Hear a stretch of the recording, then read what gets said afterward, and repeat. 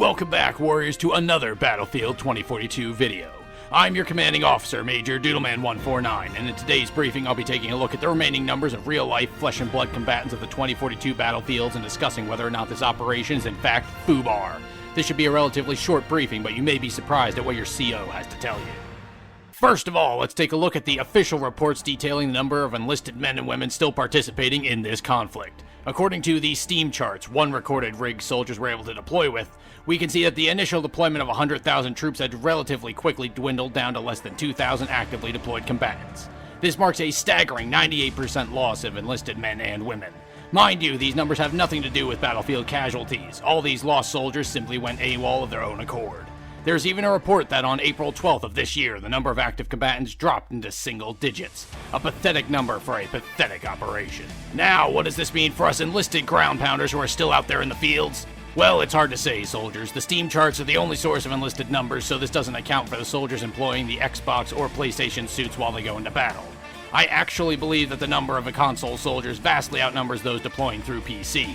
This personally seems to be the case, as whenever I deploy, I never run into any flash clone soldiers, meaning that every battlefield is still sufficiently populated by actual flesh and blood combatants. On top of that, every hostile I neutralize has a different designation in their dog tag, so it doesn't seem like either side of this conflict is running out of troops.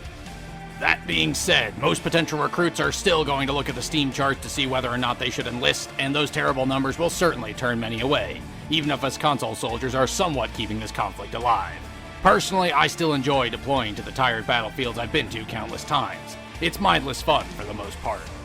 The biggest problem I see arising is that the brass up at DICE is going to pull logistical support for this operation, and we're all going to find ourselves caught with our pants down. The additions to the battlefield that were promised by HQ will no doubt go into effect over the summer. However, after that, we have no word on anything.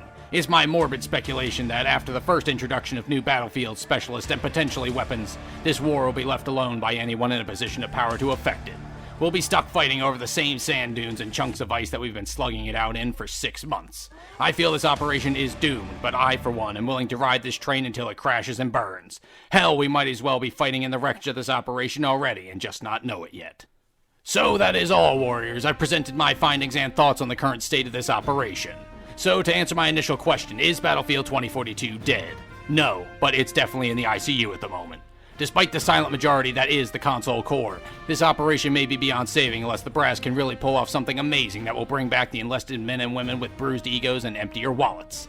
I've paid my enlistment fees, so I'm getting all I can out of this conflict. What are your thoughts on the current state of this conflict? Do you agree with me? Permission to speak freely in the comments is granted. And so if you thought your CO did an adequate job today in this briefing, then be sure to leave a like, subscription, or even a super thanks to show your support. And with that, I've been your CO, Major Doodleman149, and until we meet again, you are all dismissed!